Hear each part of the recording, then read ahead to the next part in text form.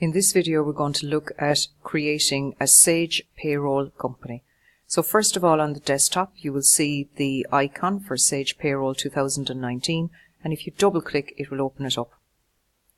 When you open it up there are two logins. There's one for a user and there's one for administration. So in order to set up a company we're going to be logging in as admin. So just take a moment to open up on the computer.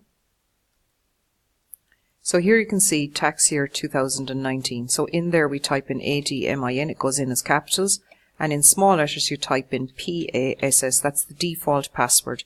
Press the OK button down here. So to set up a company we're logging on as an administrator, admin, and pass. When you're in this screen here, just maximize it here, you can see different options here on the left hand side. If you've got to set up a new user, you go to security, you click on users. And inside here, you add a new user. So I'm going to add Tom. We're going to make him group number 1. So they're all the same group. And always change password. So even if we're using the same password, PASS and PASS, make sure you change password. Press the OK button and press OK. So just reminding again how you check what users you have. You go to security, you go to users, and if you want to add a new one, you press add.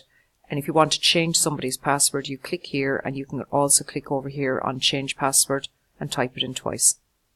So on the computer, we can either click on company setup here, or company and company setup. When you're inside here, you'll see a list of existing payrolls, and you'll also see the frequency, how many employees, and how often they've been paid.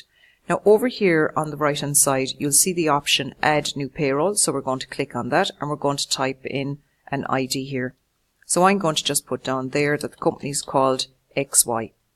The password down here again is going to be pass, just for convenience in here, and the frequency. Now you can't change the frequency afterwards, so you can set up two companies, one for weekly for example, and one if you're paying some staff monthly.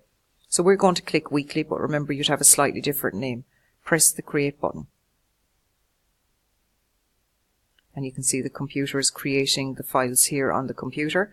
Now check here, XY is there, it's set up for weekly frequency, no employees yet, and no pay periods because nobody's been paid. Close this down, and what we need to do is log into the company. So we're going to click log into a payroll. And here inside in it, the username is going to be, in this case, Tom. The password is pass. The payroll name down here, we can choose it from the list, or if there was a long list, you could hit the first letter, type the first letter on the keyboard. So it's XY, and down here the password is pass, and press the OK button. When you get to this screen, you see the process window. Now before we do that, a little message pops up here, so we can just press X to close that down. And you can see here, one of the first things you're going to have to do once you have the company set up is set the period. Then what you do is you check if there are any new employees. So you edit employees and you set them up. If you don't have any new employees, you can go straight to retrieve RPNs. Now remember, for RPNs you have to be on the ROS system and you have to be set up for that. So that would only be tied with a certificate to a particular computer. After you've retrieved RPNs, you would then enter time and pay. You will notice time and pay is no longer, or currently not available, because we haven't yet set a period. But you'd enter the hours, overtime, bonuses, commission, expenses, etc. inside there. When you finish with that, you would normally view a control summary and a gross to net. Before you can submit this to revenue commissioners, you have to end the period. But you can only end period if you've set one up here on the computer.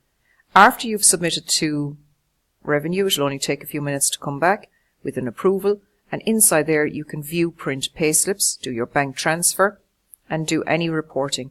Make sure you always back up every single week if you're paying them weekly, or every time you pay them, to maybe 2 or 3 different storage places so that you've got a record should the worst happen and the system goes down. And before we can set period, we're going to go up here to company payroll, and here inside in company payroll you'll see company details. So inside there you would put the address of the company, you'd put your own name inside here for the narrative, and the payroll is weekly. Now the only reason your name is going in here for our company is so we can identify it when we go printing. The employer registration number, we have to put in Perry Squares one. And down there again, you would put your own contact name and contact details and email. If you wish to pay people by email, so send their pay slips, you need to click on email up here and click on use the email feature. Now you'll still have to set up the email, but you must have that turned on or you will not have the option to pay people and send them their pay slips via email. Now the next thing is we're going to go into company payroll again, and you'll see the option to set up payments, deductions, or in this case we're just going to set up the calendar. So the first Friday is what we're going to pay people on, and the first Friday in January 2019 was the 4th, so you change that to the 4th, press the update button, you'll see all your dates there, and if you're happy with those, you press save on the computer. After you've that done, you would then be able to set a period on the computer.